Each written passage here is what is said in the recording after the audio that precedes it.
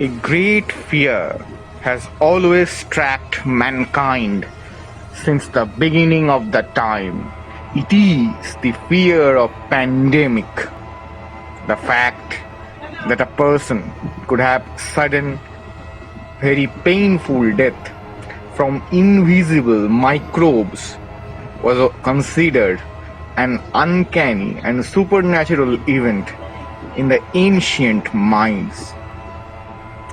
This untimely and sudden death was thought of as a phantom always lurking around to harm the children of Adam.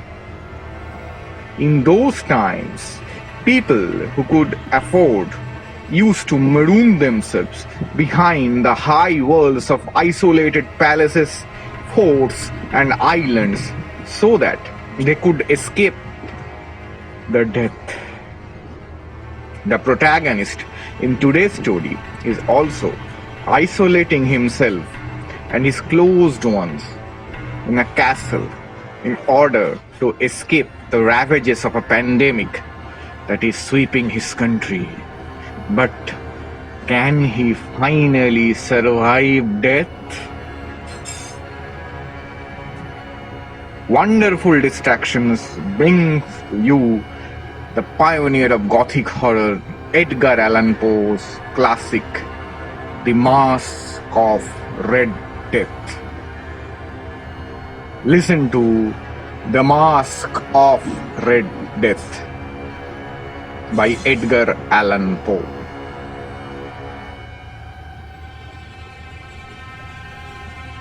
The Red Death had long devastated the country. No pestilence had ever been so fatal or so hideous.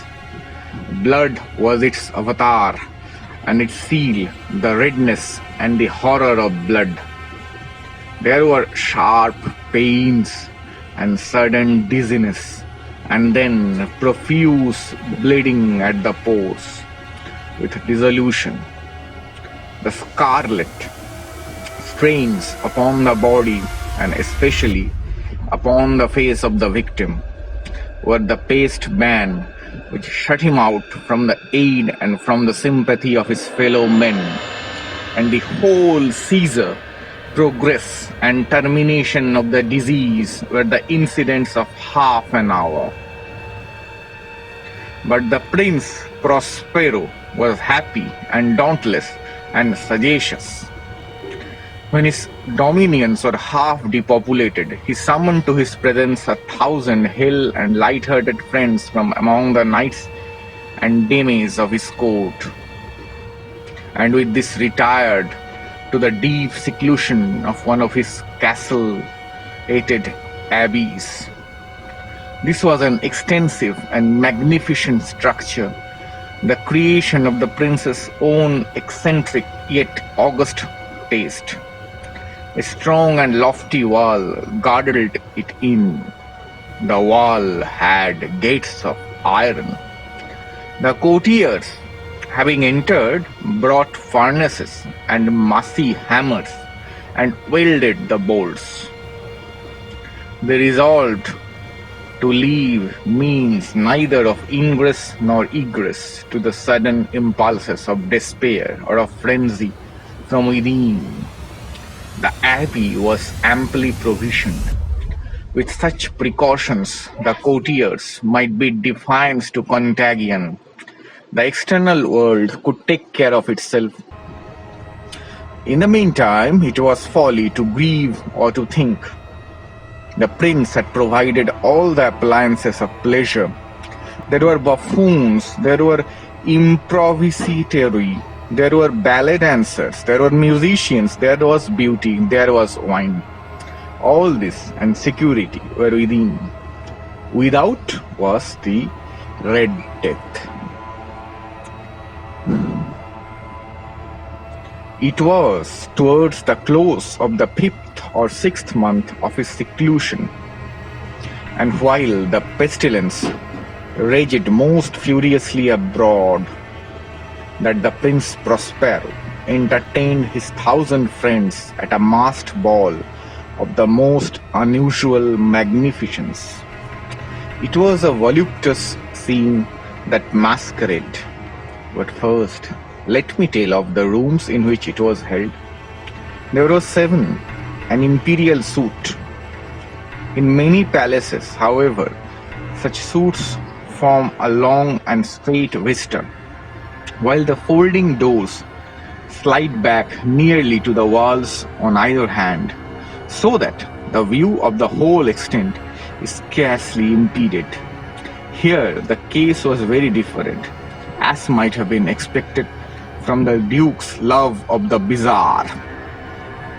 The apartments were so irregularly disposed that the vision embraced but a little more than one at a time.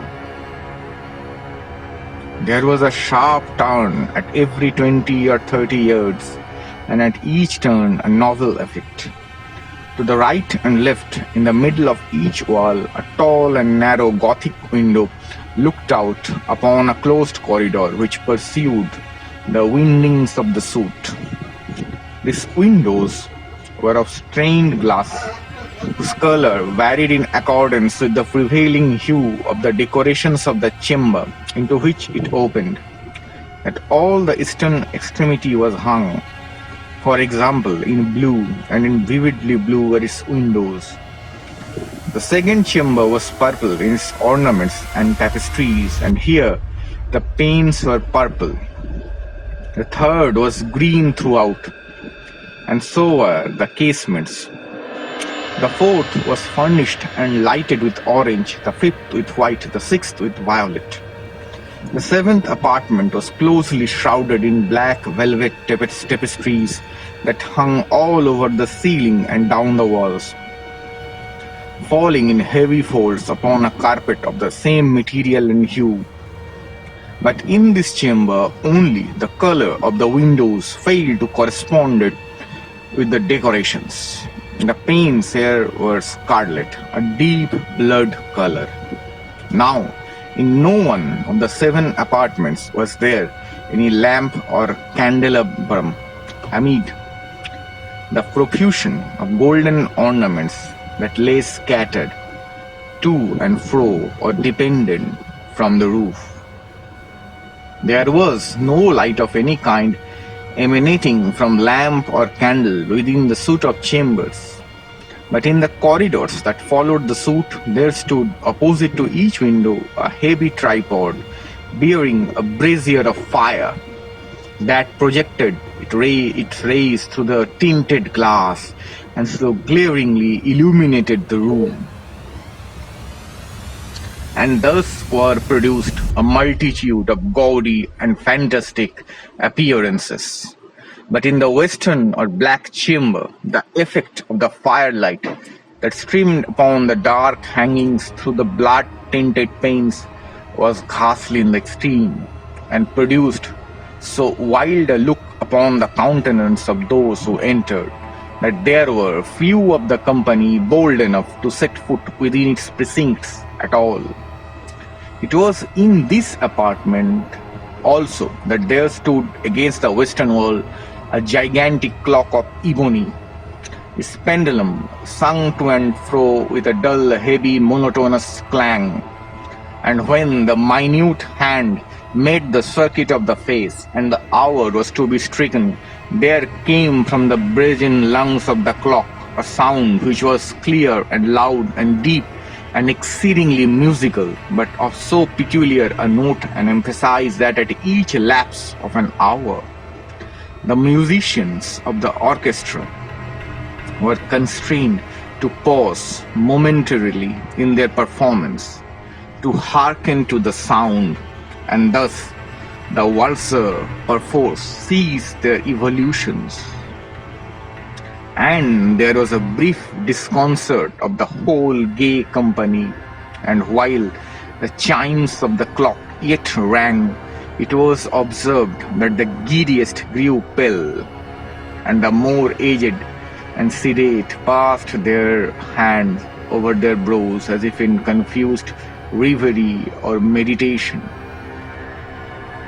But when the echoes had fully ceased, light laughter at once pervaded the assembly.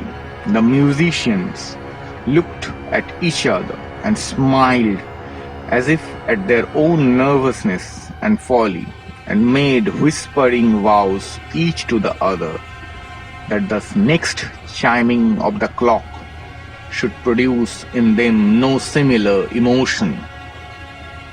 And then, after the lapse of 60 minutes, which embrace 3,600 seconds of the time that flies, there came yet another chiming of the clock, and then over the same disconcert and tremulousness and meditation as before. But in spite of these things, it was a gay and magnificent revel. The tastes of the Duke were peculiar. He had a fine eye for colors and effects. He disregarded the decora of mere fashion. His plans were bold and fiery, and his conceptions glowed with barbaric lustre. There are some who would have thought him mad. His followers felt that he was not. It was necessary to hear and see and touch him to be sure that he was not. He had directed in great part the movable embellishments of the 7 chambers upon occasion of this great feat, and it was his own guiding taste which had given character to the masqueraders. Be sure they were grotesque. There were much glare and glitter and piquancy and phantasm, much of what has been since seen in Hernani. There were arabesque figures with unsuited limbs and appointments. There were delirious fancies, such as the madman passions. There were much of the beautiful, much of the wanton, much of the bizarre, something of the terrible, and not a little of that which might have excited disgust. To and fro in the 7 chambers there stalked, in fact, a multitude of dreams. And this the dreams written and about, taking hue from the rooms and causing the wild music of the orchestra to seem as the echo of their steps. And anon there strikes the ebony clock which stands in the hall of the velvet. And then, for a moment, all is still and all is silent, save the voice of the clock. The dreams are still frozen as they stand, but the echoes of the chime die away. They have endured but an instant, and the light, half-subdued laughter floats after them as they depart. And now again the music swells, and the dreams leave and writhe to and fro more merrily than ever, taking hue from the many tinted windows through which stream the rays from the tripods. But to the chamber which lies most westwardly of the 7, there are now none of the maskers who venture. For the night is winning away, and there flows a ruddier light through the blood-colored panes, and the blackness of the sable drapery apples. And to him whose foot falls upon the sable carpet, there comes from the near clock of ebony a muffled peal more solemnly emphatic than any which reaches their ears who indulge in the more remote gaieties of the other apartments. But these other apartments were densely crowded, and in them beat feverishly the heart of life. And the revel went thrillingly on until, and at length, there commenced the sounding of midnight upon the clock. And then the music ceased, as I have told, and the evolutions of the waltzers were quieted, and there was an uneasy cessation of all things as before. But now there were 12 strokes to be sounded by the bell of the clock, and thus it happened, perhaps, that more of thought crept with more of time into the meditations of the thoughtful among those who revelled.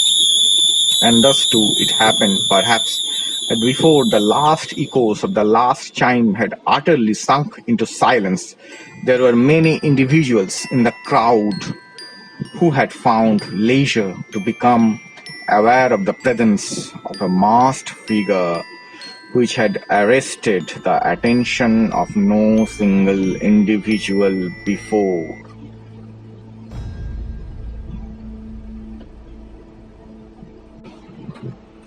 And the rumor of this new presence having spread itself whisperingly around, there arose at length from the whole company a buzz or murmur expressive of the disapprobation and surprise. Then finally of terror, of horror, and of disgust. In an assembly of phantasms such as I have painted, it may well be supposed that no ordinary appearance could have excited such sensation. In truth, the masquerade license of the night was nearly unlimited, but the figure in question had out-Heroded Herod and gone beyond the bounds of even the prince's indefinite decorum. There are chords in the hearts of the most reckless which cannot be touched without emotion. Even with the utterly lost, to whom life and death are equally jests, there are matters of which no jest can be made. The whole company, indeed, seemed now deeply to feel that in the costume and bearing of the stranger neither wit nor propriety existed. The figure was tall and gaunt and shrouded from head to foot in the habiliments of the grave. The mask which concealed the visage was made so nearly to resemble the countenance of a stiffened corpse that the closest scrutiny must have had difficulty in detecting a cheat, and yet all this might have been endured if not approved by the mad revelers around. But the murmur had gone so far as to assume the type of the Red Death. His vesture was dabbled in blood, and his broad brow, with all the features of the face, was besprinkled with the scarlet horror. When the eyes of the Prince Prospero fell upon this spectral image, which, with a slow and solemn movement, as if more fully to sustain its role, stalked to and fro among the vultures, he was seen to be convulsed in the first moment with a strong shudder, either of terror or distaste. But in the next, his brow reddened with rage. "Who dares?" he demanded hoarsely of the courtiers who stood near him. "Who dares insult us with this blasphemous mockery? Seize him and unmask him, that we may know whom we have to hang at sunrise from the battlements." It was in the eastern or blue chamber in which stood the Prince Prospero as he uttered these words. They rang throughout the 7 rooms loudly and clearly. For the prince was a bold and robust man, and the music had become hushed at the waving of his hand. It was in the blue room there where stood the prince with a group of pale courtiers by his side. At first, as he spoke, there was a slight rushing movement of this group in the direction of the intruder, who at the moment was also near at hand, and now with deliberate and stately step made closer approach to the speaker. But from a certain nameless awe with which the mad assumptions of the mummer had inspired the whole party, there were found none who put forth hand to seize him, so that unimpeded He passed within a yard of the prince's person, and while the vast assembly, as if with one impulse, shrank from the centers of the rooms to the walls, he made his way uninterruptedly, but with the same solemn and measured step which had distinguished him from the first, through the blue chamber to the purple, through the purple to the green to the orange, through this again to the white, and even thence to the violet, ere a decided movement had been made to arrest him. It was then, however, that the Prince Prospero, maddening with rage and the shame of his own momentary cowardice, rushed hurriedly to the 6 chambers, while none followed him on account of a deadly terror that had seized upon all. He bore aloft a drawn dagger and had approached in rapid impetuosity to within 3 or 4 feet of the retreating figure, when the latter, having attained the extremity of the velvet apartment, turned suddenly and confronted his pursuer. There was a sharp cry, and the dagger dropped gleaming upon the sable carpet, upon which instantly afterward fell prostrate in death the Prince Prospero.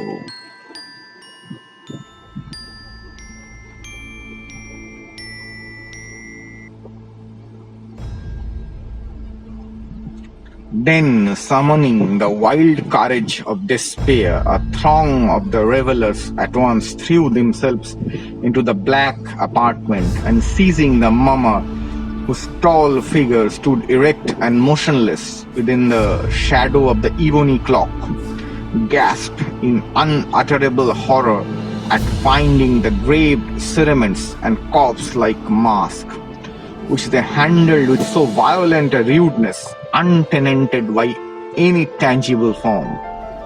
And now was acknowledged the presence of the Red Death. He had come like a thief in the night, and one by one dropped the revelers in the blood-bedewed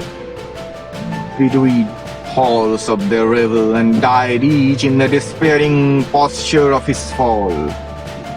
And the life of the ebony clock went out with that of the last of the game, and the flames of the tripods expired, and darkness and decay and the Red Death held illimitable dominion over all.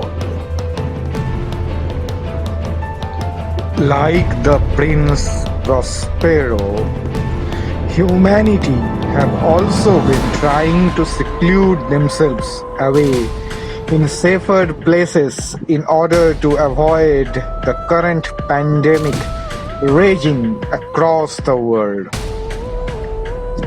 Let us all hope that we have better prospects than that prince.